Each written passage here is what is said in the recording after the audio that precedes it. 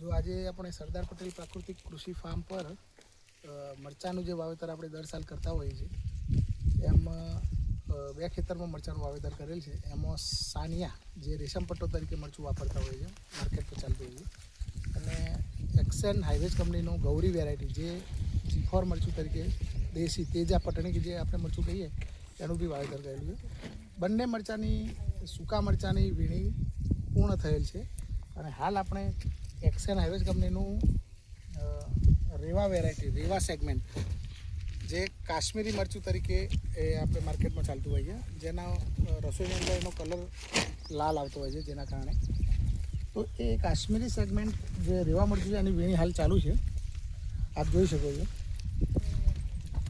મરચાંના છોડને આપણે પૂરતા પોષક તત્વો જેવા કે zinc, manganese, boron, calcium, potassium, phosphorus, nitrogen જેવા માઇક્રોન્યુટ્રિયન્ટ્સ આપણે છોડના આપેલા છે.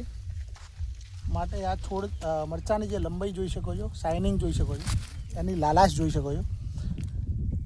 અને આપણે સંપૂર્ણ રીતે પ્રાકૃતિક કરતા હોય છે. એમાં જીવામૃત, નિમાસ્ત્ર, અજમાસ્ત્ર,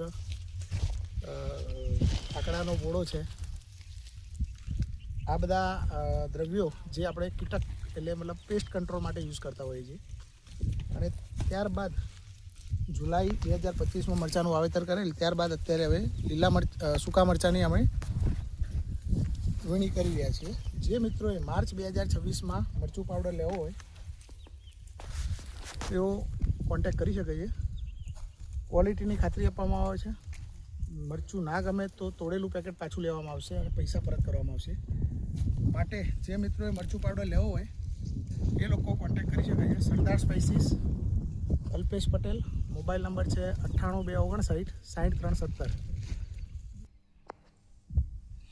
G4 મરચું જે આપણે કહીએ છીએ દેશી તેજા પટણી, આ G4 મરચું છે,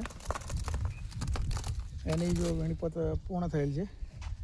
પેલું જે G4ની બાજુમાં છે એ સાનિયા, એક્સેન હાઇવેજ કંપનીનું સાનિયા. આ જે મરચું છે એ રેશમ પટ્ટો તરીકે, આ રેશમ પટ્ટો કહેવાય. જે બી મરચું હોય એની અંદર 3 પ્રકારના મરચાંનું મિશ્રણ કરવામાં આવે, 20, 40, 40, અને એ મરચું આપણે મરચું પાવડર માર્કેટમાં સેલ કરતા હોય. જે લોકોને ઇન્ડિવિજ્યુઅલ મતલબ અલગ અલગ જોઈતું હોય તો બી મળે, આપણે સેલ કરતા હોઈએ છીએ. અને આ જે છે મરચું, આ જે મરચું છે કાશ્મીરી વેરાયટી જે કહેવાય એક્સેન હાઇવેજ કંપનીની,